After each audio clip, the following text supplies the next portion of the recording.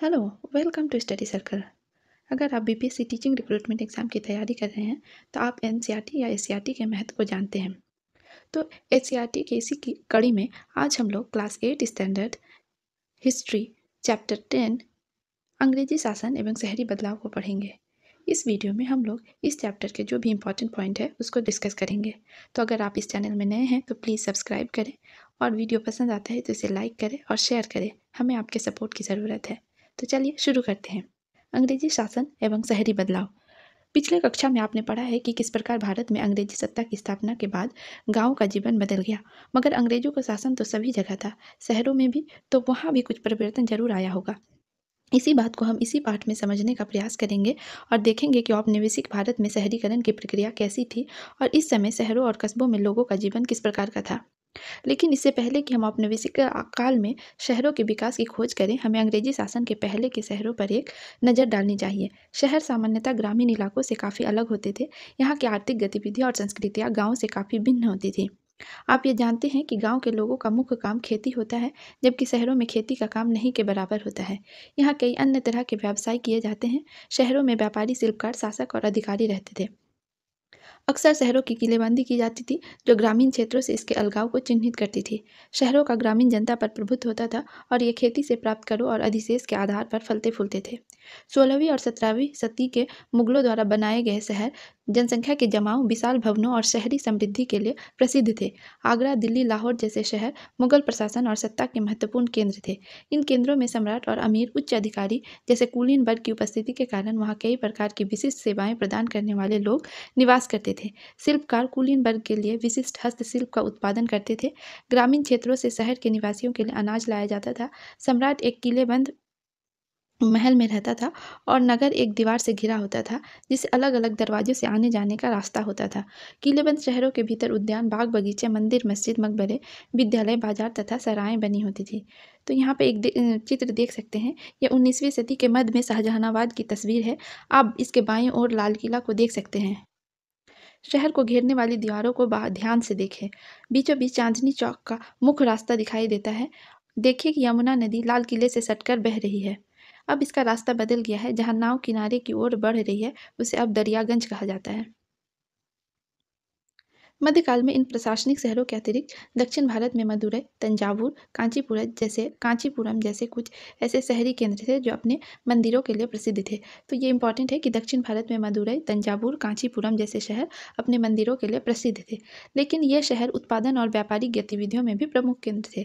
धार्मिक त्योहारों के अवसर पर यहाँ मेले का आयोजन किया जाता था, जिससे तीर्थ और व्यापार जुड़ जाते थे। शहरी केंद्रों में परिवर्तन। 18वीं सदी में शहरों की स्थिति में बदलाव आने लगा। राजनीतिक तथा व्यापारिक गतिविधियों में परिवर्तन के साथ पुराने शहर पतनोन्मुख हुए और नए शहरों का विकास होने लगा। मुगल सत्ता के धीरे धीरे कमजोर होने के कारण शासन से संबंध शहरों का पतन होने लगा। नई क्षेत्रीय शासन केंद्र लखनऊ, हैदराबाद, श्रीरंगपट्टनम, पूना, नागपुर, बड़ौदा आदि नए शहरी केंद्रों के रूप में स्थापित होने लगे। व्यापारी, शिल्पकार, कलाकार, प्रशासक तथा अन्य विशिष्ट सेवा प्रदान करने वाले लोग इन नए शासन केंद्रों की ओर काम तथा संरक्षण की तलाश में आने लगे। व्यापारिक व्यवस्था में परिवर्तन के कारण भी शहरी केंद्रों में बदलाव के चिन्ह देखे गए। यूरोपीय व्यापारी कंपनियों ने मुगल काल में ही विभिन्न स्थानों पर अपने व्यापारिक केंद्र स्थापित किए, जैसे पुर्तगालियों ने गोवा में, डचों ने मछलीपट्टनम में, अंग्रेजों ने मद्रास में, पांडिचेरियों ने पांडिचेरी में। व्यापारिक गतिविधियों में विस्तार के कारण इन व्यापारिक केंद्रों के आसपास शहर विकसित होने लगे। 18वीं सदी के अंत में परिवर्तन का एक नया दौर आरंभ हुआ, जब व्यापारिक गतिविधियां अन्य स्थानों पर केंद्रित होने लगी। तब पुराने व्यापारिक केंद्र और बंदरगाह अपना महत्व खोजने लगे। खास प्रकार की वस्तुओं का उत्पादन करने वाले शहर इसलिए पिछड़ने लगे क्योंकि उनकी मांग धीरे धीरे घटने लगी। अंग्रेजों द्वारा स्थानीय शासकों पर विजय के कारण भी क्षेत्रीय सत्ता के पुराने केंद्र नष्ट होने लगे। सत्ता के नए केंद्रों का विकास होने लगा। 1757 में पलासी के युद्ध के बाद जैसे जैसे अंग्रेजों ने राजनीतिक नियंत्रण स्थापित किया, अंग्रेजी ईस्ट इंडिया कंपनी का व्यापार फैलने लगा। तब मद्रास, कलकत्ता, बम्बई का महत्व प्रेसिडेंसी शहर के रूप में उभरा। तो क्या मद्रास, कलकत्ता और बम्बई को क्या बोला जाता था? प्रेसिडेंसी शहर के रूप में जाना गया। नए भवनों और संस्थानों का विकास हुआ तथा शहरों को नए तरीकों से व्यवस्थित किया गया। नए रोजगार विकसित हुए और लोग शहरों की ओर आने लगे। तो यहाँ एक कॉलम है उजड़ते शहर के बारे में। तो क्या लिखा है इसमें कि बंगाल में भागीरथी नदी के तट पर स्थित मुर्शिदाबाद रेशमी वस्त्रों के उत्पादन के प्रमुख केंद्र के रूप में उभरा था। लेकिन 18वीं सदी के दौरान शहर पहले की अपेक्षा विस्तार एवं महत्व की दृष्टि से सिकुड़ गया, क्योंकि वहाँ के बुनकर इंग्लैंड की मिलों से बनकर आए सस्ते कपड़ों के साथ प्रतियोगिता में टिक नहीं सके। यही हाल ढाका का भी हुआ, जो मलमल कपड़े के उत्पादन का केंद्र था। इसी तरह सूरत एवं मछलीपट्टनम भी सूती वस्त्र के व्यापार का केंद्र तथा बंदरगाह शहर थे। 18वीं सदी के अंत में जब व्यापार बम्बई, मद्रास, कलकत्ता के नए बंदरगाहों पर केंद्रित होने लगा, तब ये शहर अपना व्यापारिक महत्व और समृद्धि खो बैठे। बिहार के संदर्भ में मुंगेर, भागलपुर आदि शहरों के उजड़ने की स्थिति समकालीन ईरानी यात्रा अहमद बहबहानी ने विस्तार से चर्चा की है। तो यहाँ पे ये बहुत इंपॉर्टेंट है कि बिहार के संदर्भ में मुंगेर, भागलपुर आदि शहर के उजड़ने की समकालीन स्थिति की चर्चा एक ईरानी यात्री थे, उनका नाम अहमद बहबहानी थे। इन्होंने विस्तार से चर्चा किया है। तो आगे पढ़िए। ये यहाँ पे एक चित्र है, ये एक रेलवे शहर का चित्र है कि कैसे यहाँ पे आना सामान यहाँ पे पड़े रहते थे। तो 1853 में रेलवे की शुरुआत हुई। कब हुई? 1853 में। प्रत्येक रेलवे स्टेशन पर कच्चे माल का संग्रह केंद्र और आयातित वस्तुओं का वितरण बिंदु बन गया। रेलवे के विस्तार के बाद रेलवे वर्कशॉप और रेलवे कॉलोनियों की स्थापना शुरू हो गई। इसी समय जमालपुर और बरेली जैसे रेलवे शहर भी अस्तित्व में आए। पश्चिम यूरोप के ज़्यादातर देशों में आधुनिक शहरों का उदय औद्योगिकरण के साथ जुड़ा था। ब्रिटेन के मैनचेस्टर, लिवरपूल, लीड्स जैसे औद्योगिक शहरों का 19वीं एवं 20वीं शताब्दी में तेजी से विस्तार हुआ। ये शहर सूती वस्त्र एवं इस्पात उत्पादन के प्रमुख केंद्र थे। औद्योगिक क्रांति के फलस्वरूप लोग रोजगार की तलाश में गांवों से शहरों की ओर आने लगे। बड़े बड़े कृषि फार्मों की स्थापना के कारण छोटे छोटे किसानों को गांव छोड़कर काम की तलाश में कारखानों में आना पड़ा, जिससे औद्योगिक केंद्रों की आबादी बढ़ने लगी। औद्योगिक केंद्रों के आसपास नए नगरों का विकास हुआ, जहां इंग्लैंड में 1700 ईस्वी में 77% लोग गाँव में रहते थे और 1900 में केवल 20% लोग गाँव में रह रहे थे और 80% लोग शहरों में रहने लगे। तो यहाँ पे बहुत इंपॉर्टेंट है कि इंग्लैंड में, ये कहाँ का बता रहा है? इंग्लैंड का। 1700 ईस्वी में 77% लोग गाँव में बसते थे और वहीं औद्योगिकरण का इतना असर हुआ कि 1900 ईस्वी में केवल 20% ही लोग गाँव में रह गए, जबकि 80% लोग शहरों में रहने लगे। इस तरह तीव्र गति से जनसंख्या का शहरीकरण हुआ कि गाँव के उजड़ने व नए शहरों के बसने से अर्थव्यवस्था का आधार ही बदल गया। पहले गाँव ही अर्थव्यवस्था का आधार था, अब औद्योगिक क्रांति के कारण शहर अर्थव्यवस्था का आधार बन गया। लेकिन भारत के शहरों का विस्तार यूरोपीय देशी की तरह तेजी से नहीं हुआ, क्योंकि भारत में पक्षपातपूर्ण औपनिवेशिक नीतियों ने हमारे औद्योगिक विकास को आगे नहीं बढ़ने दिया। फिर भी कानपुर और जमशेदपुर सही मायने में औद्योगिक शहर थे। कानपुर में सूती एवं ऊनी कपड़े तथा चमड़े की वस्तुएं बनती थी, जबकि जमशेदपुर स्टील उत्पादन के लिए विख्यात हुआ। कानपुर में क्या बनता था? सूती, ऊनी कपड़े तथा चमड़े की वस्तुएं बनती थी और जमशेदपुर स्टील उत्पादन के लिए विख्यात हुआ। तो यहाँ पे एक चित्र है, इसमें क्या है कि ये जो दिखाया गया है फोर्ट सेंट जॉर्ज मद्रास का नक्शा दिखाया गया है। फोर्ट सेंट जॉर्ज के इर्द गिर्द बना व्हाइट टाउन बाएं सिरे पर है तथा ब्लैक टाउन दाहिने सिरे पर है। फोर्ट सेंट जॉर्ज घेरे में स्थित है। तो यहाँ पे ये कॉलम पढ़ते हैं कि 18वीं सदी के मध्य तक कलकत्ता, बम्बई और मद्रास तेजी से विशाल शहर बन गए। ईस्ट इंडिया कंपनी ने अपने कारखाने, वाणिज्यिक कार्यालय इन्हीं शहरों में बनाए। ये कारखाने कंपनी के व्यापारिक वस्तुओं के संग्रह केंद्र के रूप में कार्य करते थे। यूरोपीय व्यापारिक कंपनियों के बीच प्रतिस्पर्धा के कारण इनकी किलेबंदी की जाती थी। मद्रास में फोर्ट सेंट जॉर्ज, कलकत्ता में फोर्ट विलियम और बम्बई में फोर्ट, ये इलाके ब्रिटिश आबादी के रूप में जाने जाते थे। यूरोपीय व्यापारियों से लेन देन करने वाले भारतीय व्यापारी, कारीगर और कामगार इन किलों के बाहर अलग इलाकों में रहते थे। इन इलाकों को व्हाइट टाउन और ब्लैक टाउन नाम से संबोधित किया जाता था। तो यहाँ पे इंपॉर्टेंट है कि मद्रास में क्या था? फोर्ट सेंट जॉर्ज, कलकत्ता में फोर्ट विलियम और बम्बई में ओनली फोर्ट, है ना। ये ब्रिटिश आबादी के रूप में जाना जाता था और इन्होंने जो ये इलाकों को दो भागों में बांट रखा था। जो गोरो लोगों का इलाका था वो व्हाइट टाउन के नाम से जाना जाता था और जो इंडियंस का था उसे ब्लैक टाउन या काला शहर के नाम से जाना जाता था। तो हम पढ़ेंगे शहरी जीवन और सामाजिक परिवेश। शहरों में संपन्नता एवं गरीबी दोनों साथ साथ दिखाई देते थे। जिंदगी हमेशा दौड़ती भागती सी दिखाई देती थी। टाउन हॉल, सार्वजनिक पार्क, रंगशालाओं और सिनेमा घरों जैसे सार्वजनिक स्थानों के बनाने से शहरों के लोगों में मिलने जुलने की नई जगह और अवसर मिलने लगे। सभी वर्ग के लोग शहर आने लगे। क्लर्कों, शिक्षकों, वकीलों, डॉक्टरों, इंजीनियरों की मांग बढ़ती जा रही थी। फलस्वरूप शहरों में मध्य वर्ग के लोगों की जनसंख्या बढ़ती गई। स्कूल, कॉलेज और पुस्तकालय जैसे नए शिक्षण संस्थानों के खुलने से उनके बीच नए विचारों का प्रसार हुआ। शिक्षित होने के नाते वे समाज और सरकार के बारे में अखबारों, पत्रिकाओं और सार्वजनिक सभाओं में अपने विचार व्यक्त कर सकते थे। बहस और चर्चा का एक नया सार्वजनिक दायरा पैदा हुआ। शहरों में महिलाओं के लिए भी नए अवसर थे। घर की चार दीवारी से बाहर सार्वजनिक स्थानों पर महिलाओं की उपस्थिति बढ़ने लगी। वे शिक्षिका, रंगकर्मी, फिल्म कलाकार, फैक्ट्री मजदूर, नौकरानी के रूप में शहर के नए व्यवसायों में दाखिल होने लगे। शहरों में मेहनतकश गरीबों एवं कामगारों का एक नया वर्ग उभर रहा था। ग्रामीण क्षेत्रों के ग्रामीण क्षेत्रों के गरीब रोजगार की तलाश में शहरों की ओर आ रहे थे। मजदूर वर्ग के लोग अपने यूरोपीय और भारतीय मालिकों के लिए खानसामा, भोजन बनाने वाले, गाड़ी वाहन, चौकीदार, निर्माण मजदूर के रूप में विभिन्न प्रकार की सेवाएं उपलब्ध कराते थे। वे शहर के विभिन्न इलाकों में कच्ची झोपड़ियों में रहते थे। अतीत के आईने में भागलपुर शहर। बिहार के भागलपुर शहर का अस्तित्व गंगा नदी के दक्षिणी किनारे पर लगभग 3000 साल से कायम है। इसकी पहचान हमेशा से एक व्यावसायिक और सांस्कृतिक केंद्र के रूप में रही है। प्राचीन काल में शहर का अस्तित्व एक उपनगर के रूप में था, जो अंग देश की राजधानी चंपा से सटा था। लेकिन समय का तकाजा देखिए, अब चंपा ही उपनगर बनकर चंपानगर हो गई और भागलपुर ही शहर का मुख्य केंद्र बन चुका है। 12वीं सदी से 18वीं सदी के मध्य इस शहर पर मुसलमानों का शासन था। इस दौर में भागलपुर शहर सूफी संस्कृति का एक अहम केंद्र हुआ करती थी।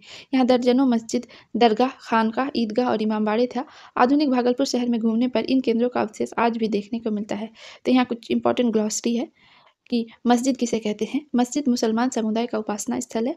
मज़ार किसी श्रेष्ठ व्यक्ति या संत का कब्र अर्थात दफन करने का स्थान।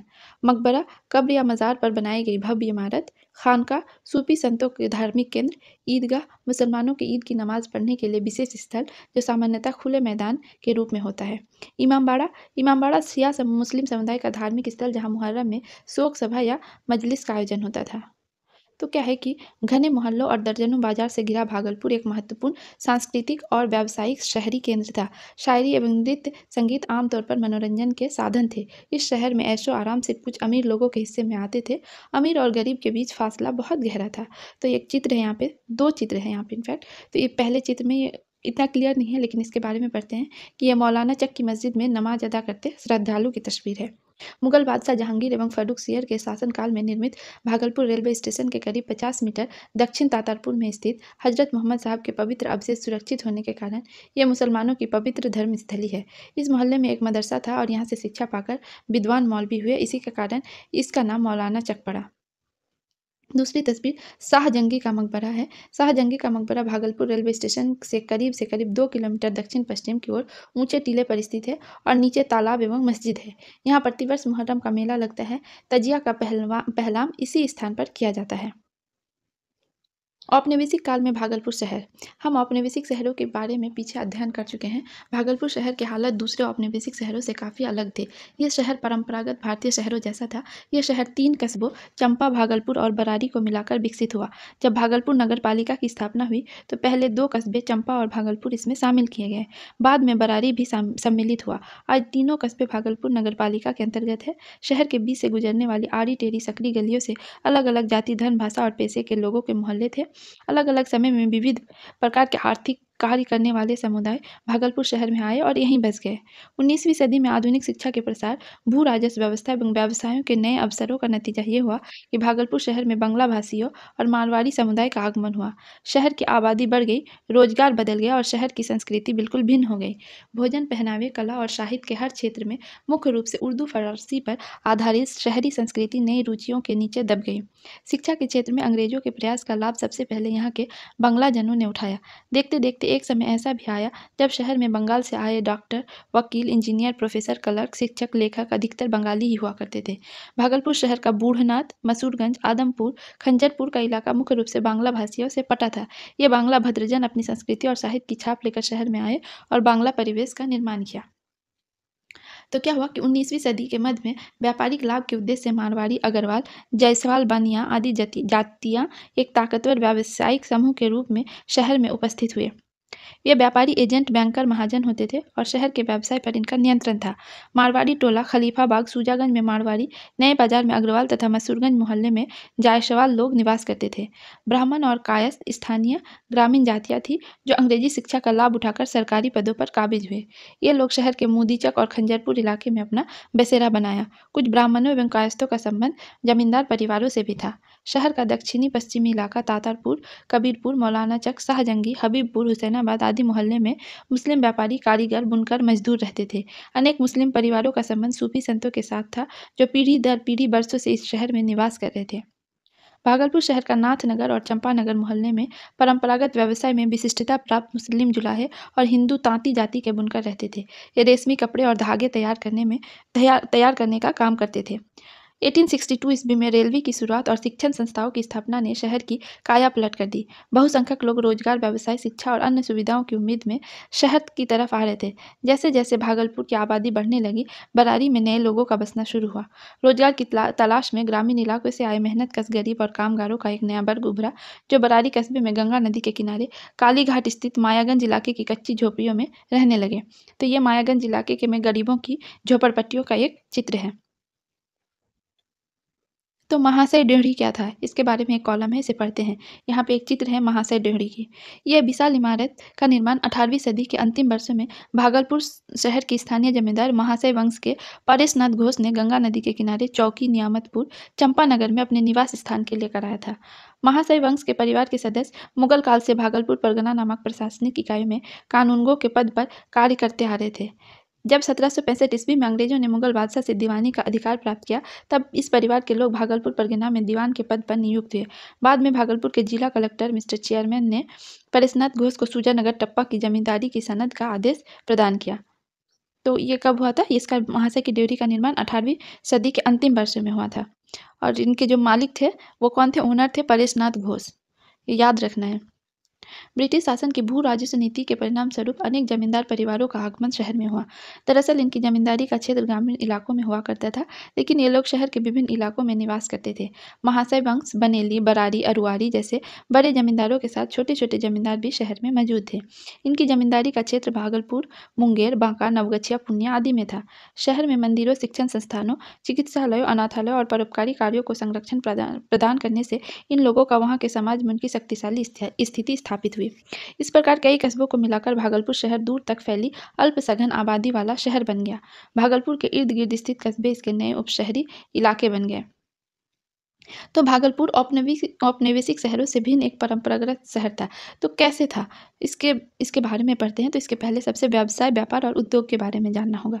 तो हमने ऊपर देखा कि इस काल में बाहर से आए व्यावसायिक समुदाय के लोगों ने भागलपुर शहर को अपना व्यापारिक ठिकाना बनाया। रेलवे और गंगा नदी के किनारे बसे होने के कारण शहर की व्यापारिक गतिविधियों में और भी तेजी आई। नतीजा ये हुआ कि भागलपुर एक महत्वपूर्ण व्यावसायिक शहर के रूप में विकसित होने लगा। भागलपुर शहर में स्टेशन चौक से खलीफाबाग तक का इलाका राजस्थान से आए मारवाड़ी समुदाय का आवास क्षेत्र था। राजस्थानी परंपरा को दृष्टिगत रखते हुए मारवाड़ी ने अपने घरों के बाहर दुकान खोलकर व्यावसायिक गतिविधि को प्रारंभ किया। मारवाड़ी के साथ अन्य दूसरी जातियां और समुदाय जैसे दर्जी, मोची, नीलगर, छिपा मतलब जो रंगरेज होते थे और बिसाती मुसलमान भी आए। राजस्थानी मोचियों की दुकान हड़ियापट्टी, सूजागंज बाजार से उत्तर दिशा में थी। यह मोची चमड़े के ऊपर कशीदे का काम भी करते थे। इनके घर और दुकान एक ही जगह होते थे। इसी हड़ियापट्टी में मिट्टी के बर्तनों की दुकानें थी। मिट्टी के बर्तन का काम मुख्य रूप से स्थानीय कुम्हार करते थे। हड़ियापट्टी से पूरब दिशा में नीलगर और छिपाओं ने शहर की कोतवाली के पास अपना बसेरा डाल रखा था। ये लोग कपड़ा रंगने का काम किया करते थे। वहीं बिसाती के भी घर थे। ये बिसाती कपड़ों पर गोटा, किनारी और बेल बूटे का काम करते थे। महिलाएं बंधेज की चुनरी और रंगने का काम करती थी। लहेरी टोला मस्जिद गली और तातारपुर में बसे मनियार लाट या लाह की चूड़ी बनाते थे। कचौड़ी गली में हलवाइयों की दुकान थी। सोनापट्टी सूजागंज से पश्चिम दिशा में सुनारों का महल था। इस व्यवसाय में संबंध लोग स्थानीय स्वर्णकार और राजस्थान से आए मारवाड़ी भी थे। गंगा नदी के किनारे स्थित मोहल्ले गोलाघाट, सराय, मंसूरगंज रेलवे स्टेशन से उत्तर दिशा एवं मिर्जान हाट स्टेशन से दक्षिण दिशा में अनाज के बड़े बड़े गोदाम थे, जहां अनाज का थोक एवं खुदरा व्यापार होता था। मिर्जान हाट से सटे गुड़हट्टा में गुड़ का कारोबार होता था। भागलपुर शहर के बड़े व्यापारियों में सर्वप्रथम मेसर्स भूधर मल चंडी प्रसाद का नाम आता है। वे राजस्थान से भागलपुर आए और इस परिवार को भागलपुर में निवास करते हुए 200 से वर्षों से अधिक समय हो गया। ये फर्म बैंकिंग, सोना चांदी, गल्ला, तसर, रेशम का व्यापार करता था। इसके अलावा मेसर्स बोहित रामचंद्र, मेसर्स शोभा राम ज्योति राम, मेसर्स जयराम दास, हनुमान दास, मेसर्स जानकी दास बैजनाथ, मेसर्स जीवन राम रामचंद्र आदि फर्म भागलपुर में थे। तो ये इंपॉर्टेंट है, यहाँ पे याद रखना है कौन कौन थे कि मेसर्स बोहित राम रामचंद्र, मेसर्स शोभा राम ज्योति राम, मेसर्स जयराम दास, हनुमान दास, मेसर्स जानकी दास बैजनाथ, मेसर्स जीवन राम रामचंद्र आदि फर्म भागलपुर थे। इन फर्मों का क्या काम था कि इन फर्मों में बैंकिंग, कंपनियों के विक्रय एजेंट, हड्डी के काम के अतिरिक्त सिल्क, सूती, ऊनी कपड़े, किराना, अनाज, तेल का थोक व्यापार होता था। तो भागलपुर शहर का सबसे प्रसिद्ध उद्योग तसर सिल्क का कपड़ा तैयार करना था।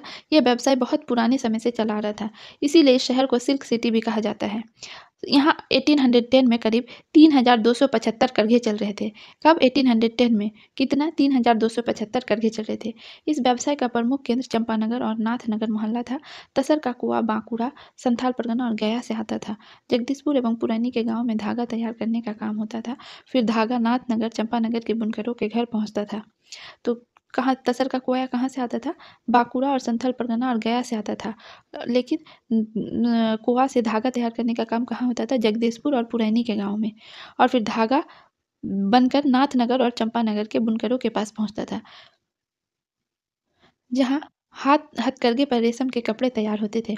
पटुआ, मोमिन, जुलाहा जो सभी मुस्लिम थे और जो तांती होते थे वो हिंदू होते थे।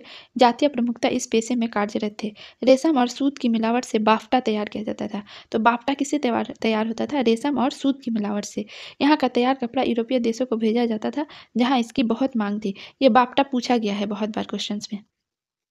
तो बाफ्टा क्या था कि बाफ्टा एक ही रंग का रेशमी कपड़े का टुकड़ा होता था, जिसे बुनने के बाद रंगा जाता था। इसका टुकड़ा 20 से 22 हाथ लंबा एवं 1 से 1.5 हाथ चौड़ा होता था। तो शासन प्रबंध कैसा था? तो जब भारत में अंग्रेजी शासन स्थायी रूप से स्वरूप ग्रहण करने लगा, तब अंग्रेजों ने अपनी सत्ता को मजबूत बनाने के लिए देश में एक नई प्रशासनिक व्यवस्था की नींव डाली। उस समय प्रशासनिक इकाइयों के कार्यालय शहरों में अवस्थित होते थे। तो आइए हम लोग भागलपुर शासन प्रबंध के माध्यम से अंग्रेजों द्वारा एक जिले में स्थापित प्रशासनिक व्यवस्था के बारे में जानते हैं। तो यहाँ पे सबसे पहले ये देखते हैं, एक चित्र है, ये भागलपुर समाहरणालय का एक चित्र है। तो 1774 ईस्वी में भागलपुर को जिला बनाया गया। ये बहुत बार पूछा गया है कि भागलपुर को जिला कब बनाया गया है? तो 1774 में। जिले का सबसे बड़ा अधिकारी कलेक्टर कहलाता था। भागलपुर जिले का पहला कलेक्टर ऑगस्टस क्लीवलैंड था। कौन था? ऑगस्टस क्लीवलैंड था।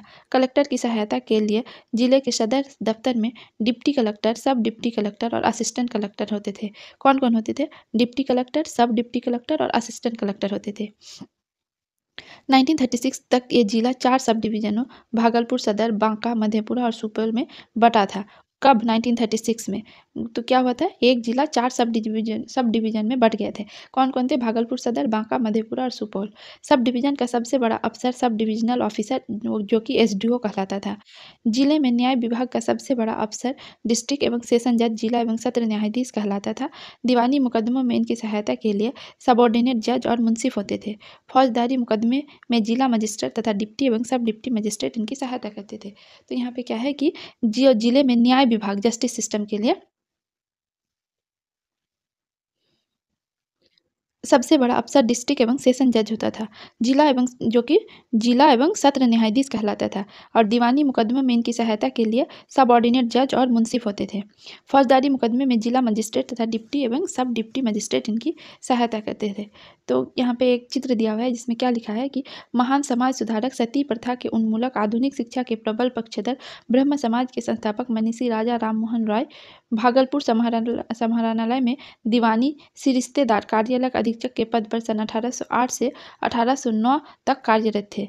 इन तो जो राजा राम मोहन राय थे वो दीवानी सिरिश्तेदार जो कि कार्यालय अधीक्षक थे के पद पर 1808 से 1809 तक भागलपुर में कार्यरत थे। राजा राम मोहन राय का जन्म 1772 ईस्वी में हुआ और उनकी मृत्यु 1833 ईस्वी में हुई थी। तो क्या एक यहाँ पे है इंपॉर्टेंट कि जिले में पुलिस विभाग का सबसे बड़ा ऑफिसर सुप्रिटेंडेंट ऑफ पुलिस जो कि एसपी कहलाता था। उसके नीचे असिस्टेंट एवं डिप्टी सुप्रिटेंडेंट होते थे। पुलिस के लिए जिले को 25 भागों में बांटा गया था और ये भाग थाना कहलाता था। स्वतंत्रता के समय तक भागलपुर शहर के अंदर 3 थाने थे, एक भागलपुर शहर, एक भागलपुर मुफस्सिल और नाथनगर। थाने का बड़ा अफसर इंस्पेक्टर या सब इंस्पेक्टर होता था, जिसे दरोगा भी कहा जाता था। नगरपालिका 10 वर्ग मील के क्षेत्र में विस्तृत भागलपुर शहर के नगरपालिका की स्थापना 1864 ईस्वी में हुई। जनसाधारण द्वारा निर्वाचित एवं सरकार द्वारा मनोनीत प्रतिनिधियों के द्वारा इसका प्रबंधन होता था। नगरपालिका में 22 सदस्य होते थे, जिनमें 7 सदस्य मनोनीत और 14 निर्वाचित होते थे। अपनी सीमा क्षेत्र में शहर की सफाई, सड़क, पुल, पेयजल, शिक्षा, स्वास्थ्य की जवाबदेही नगरपालिका के जिम्मे था। तो क्या हुआ कि भागलपुर शहर के नगरपालिका की स्थापना 1864 ईस्वी में हुई थी, है ना। और इस नगरपालिका में क्या होता था कि जनसाधारण द्वारा निर्वाचित एवं सरकार द्वारा मनोनीत प्रतिनिधियों द्वारा इसका प्रबंधन होता था। नगरपालिका में 22, जिसमें 7 सदस्य मनोनीत होते थे और 14 निर्वाचित होते थे। इनका काम क्या था कि अपने सीमा क्षेत्र में शहर की सफाई, सड़क, पुल, पेयजल, शिक्षा, स्वास्थ्य की जवाबदेही नगरपालिका के जिम्मे था। शहर में पीने के पानी का अभाव को दूर करने के लिए भागलपुर नगरपालिका द्वारा 1887 में एक जलागार का निर्माण किया गया और 1896-97 में इसका विस्तार चंपानगर एवं नाथनगर की ओर किया गया। तो यहाँ पे इस चित्र में देख सकते हैं कि भागलपुर नगरपालिका का प्रवेश द्वार। और यहाँ पे एक ये भी इम्पॉर्टेंट है कि भागलपुर नगरपालिका द्वारा 1887 ईस्वी में एक जलागार का निर्माण किया गया था शहर में पीने के पानी के अभाव को दूर करने के लिए। और 1896-97 में इनका विस्तार चंपानगर एवं नाथनगर में भी किया गया। जलागार को बड़ा बनाने के लिए सरकार ने नगरपालिका को 3 लाख रुपये कर्ज दिए थे। 1936-37 ईस्वी में नगरपालिका की कुल सालाना आय 4.5 लाख रुपये थी। भागलपुर नगरपालिका क्षेत्र के अंतर्गत शहर की कुल आबादी 1872 ईस्वी में 65,377 थी, जो 1931 ईस्वी में 83,847 हो गई। अब जो शैक्षणिक विरासत है कि भागलपुर शिक्षा का महत्वपूर्ण केंद्र था। विभिन्न कालखंडों से गुजरते हुए भागलपुर ने अपनी शैक्षणिक पहचान को कायम रखा है। प्राचीन काल में अंतिचक भागलपुर के नज़दीक का विक्रमशिला विश्वविद्यालय था, तो मध्यकाल में मौलाना चक्का खान का शहबाजिया हुआ करता था। ब्रिटिश काल में प्राथमिक शिक्षा और हायर सेकेंडरी शिक्षा और उच्च शिक्षा के प्रचार प्रसार में यहाँ के जमींदार बंगाली, मारवाड़ी, ईसाई समुदाय की अहम भूमिका रही है। इनके द्वारा स्थापित शैक्षणिक संस्थान आज भी यहाँ की शैक्षणिक विरासत को जिंदा रखे हुए हैं। सरकारी स्तर पर 1837 ईस्वी में जिला स्कूल शुरू किया गया था। तो कब शुरू किया गया था पहला जिला स्कूल? 1837 में। मारवाड़ी कन्या पाठशाला बाल संबोधिनी स्कूल मारवाड़ियों की देन थी। तो क्या थी? मारवाड़ी कन्या पाठशाला बाल संबोधिनी स्कूल मारवाड़ियों की देन थी। चर्च मिशनरी सोसाइटी CMS द्वारा आदमपुर में प्राथमिक एवं हाई स्कूल 1854 एवं चंपानगर में अल्पसंख्यक मध्य विद्यालय का संचालन किया जाता था। तो ये है CMS हाई स्कूल का एक चित्र। और इसकी स्थापना कब की गई थी? 1854 में। मानिक सरकार स्थित दुर्गाचरण प्राइमरी स्कूल 1860 और हाई स्कूल 1937 ईस्वी में बंगाली समुदाय का योगदान की दास्तां सुना रहे हैं। इसे दुर्गाचरण प्राइमरी स्कूल में सुप्रसिद्ध उपन्यासकार शरत चंद्र चट्टोपाध्याय ने आरंभिक शिक्षा हासिल की। तो यहाँ पे क्या है कि दुर्गाचरण प्राइमरी स्कूल, इसकी स्थापना कब हुई थी? 1860 में। और हाई स्कूल 1937 में। बंगाली समुदाय के योगदान की दास्तान सुना रहे हैं, मतलब बंगाली समुदाय का योगदान था। दुर्गाचरण प्राइमरी स्कूल में सुप्रसिद्ध उपन्यासकार शरत चंद्र चट्टोपाध्याय ने आरंभिक शिक्षा हासिल की थी। शहर के स्थानीय जमींदार तेज नारायण सिंह ने 1883 ईस्वी में Tej Narayan jubilee collegiate high school तथा 1887 में तेज नारायण जुबली कॉलेज की स्थापना की थी। तो ये जो अभी भी भागलपुर का जो कॉलेज है, फेमस कॉलेज TNB कॉलेज, इसका एक चित्र है और इसका नाम क्या है? तेज नारायण जुबली कॉलेजिएट। तो इसकी स्थापना कब की गई थी? 1883 में, है ना। तो जो तेज नारायण सिंह 1883 में Tej Narayan jubilee collegiate high school तथा 1883 में तेज नारायण जुबली कॉलेज की स्थापना की गई थी। अच्छा, दोनों ही संस्थान नया बाजार मोहल्ले में चला करते थे। बाद में बनौली स्टेट द्वारा दान स्वरूप भूमि एवं धन दिए जाने के बाद इन संस्थानों के नाम के साथ बनेली शब्द जुड़ गया। आज भी शहर में शिक्षा के क्षेत्र में इसकी पहचान है। वाणिज्य शिक्षा की मांग को देखते हुए शहर के मारवाड़ी समुदाय द्वारा 1941 ईस्वी में मारवाड़ी कॉलेज की स्थापना की गई। तो मारवाड़ी कॉलेज की स्थापना कब की गई? 1941 में। और इसका पहला रीजन क्या था कि वाणिज्य शिक्षा की मांग को पूरा करने के लिए। भागलपुर में महिला शिक्षा की दिशा में भी महत्वपूर्ण कदम उठाए गए। श्री अरविंद घोष के पिता श्री कृष्णाधन घोष ने मोक्षदा बालिका विद्यालय की स्थापना 1868 ईस्वी में की थी। तो जो अरविंद घोष थे उनके पिता श्री कृष्णाधन घोष ने मोक्षदा बालिका विद्यालय की स्थापना 1868 ईस्वी में की थी। 1868 ईस्वी में ही जनाना मिशन स्कूल भी खोला गया। महिला उच्च शिक्षा के लिए मोक्षदा बालिका विद्यालय परिसर में 15 अगस्त 1949 ईस्वी को महिला विद्यालय की बुनियाद डाली गई। बाद में बरारी के जमींदार नरेश मोहन ठाकुर ने दान में खंजरपुर मोहल्ले में इस महाविद्यालय के लिए जमीन उपलब्ध कराई। इसलिए उनकी मां के नाम पर इस महाविद्यालय का नामकरण सुंदरवती महिला मध्य विद्यालय है।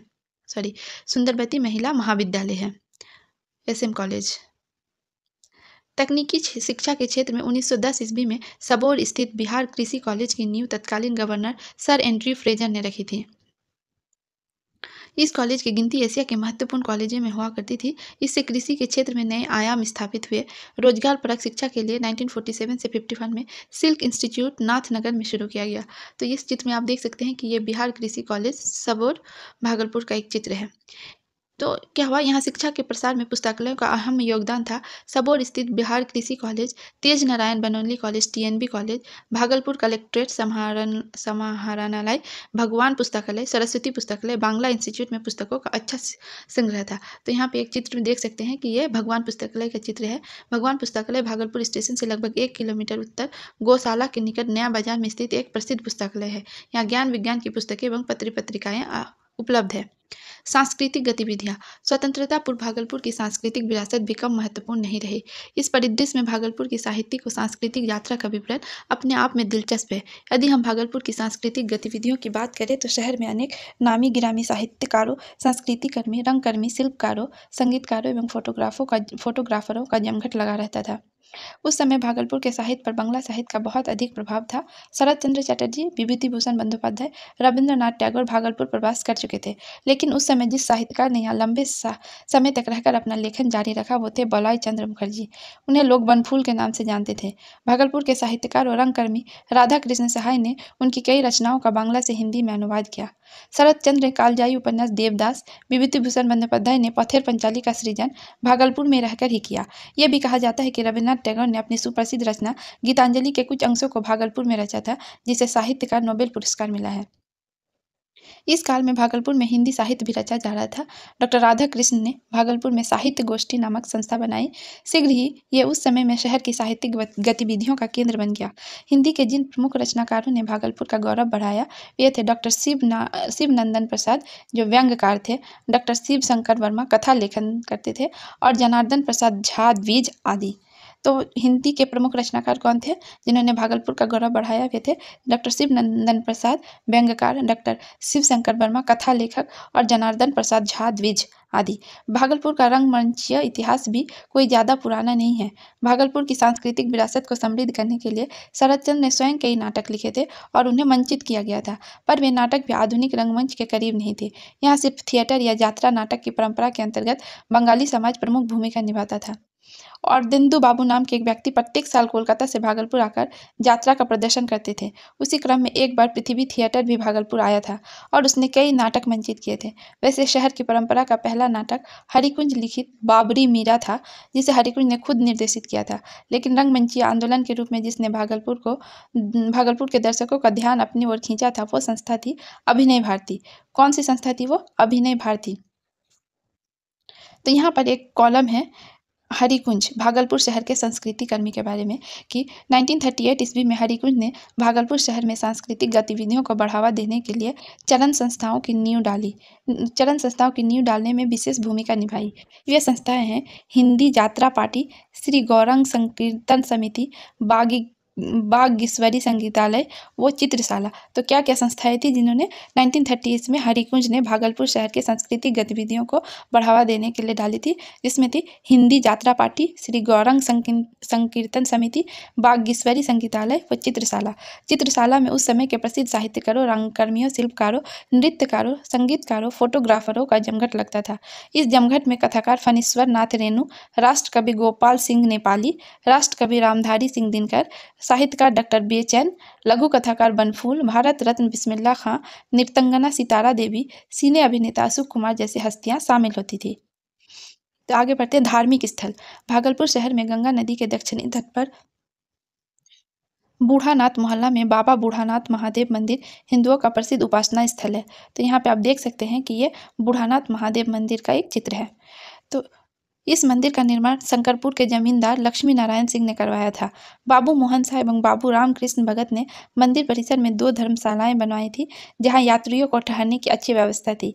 यहाँ चैत्र एवं आश्विन नवरात्र में विशेष उत्सव होता था, जिसमें हिंदू श्रद्धालु बड़ी संख्या में भाग लेते थे। जैन धर्म के 12वें तीर्थंकर बसु पूज्य के जन्मभूमि होने के कारण भागलपुर शहर जैनियों की पवित्र भूमि मानी जाती थी। शहर के नाथनगर मोहल्ला में दिगंबर जैन मंदिर एवं चंपानगर में श्वेतांबर जैन मंदिर जैनियों का पूजा स्थल है। हराबव राज के जमींदार धनपत सिंह ने तीर्थयात्रियों के ठहरने की सुविधा का ख्याल करते हुए श्वेतांबर धर्मशाला का निर्माण करके बड़ी उदारता का परिचय दिया था। मारवाड़ी मोहल्ला में जैनियों के अनेक मंदिर है।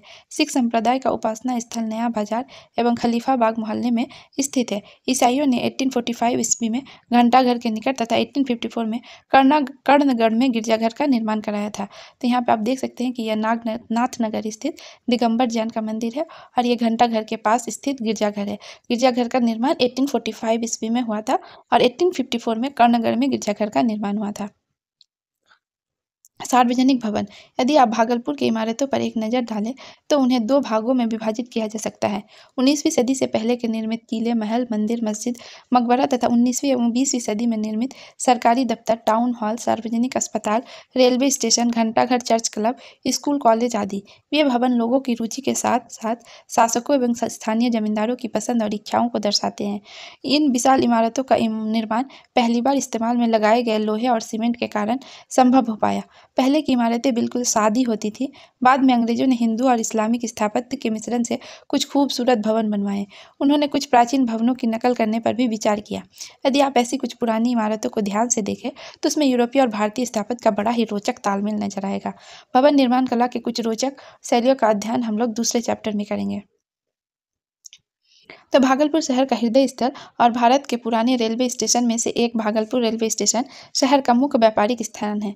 यहाँ EIR ईस्ट इंडियन रेलवे एवं BNWR Bengal north western railway का स्टेशन है। इसकी शुरुआत 1862 ईस्वी में हुई थी।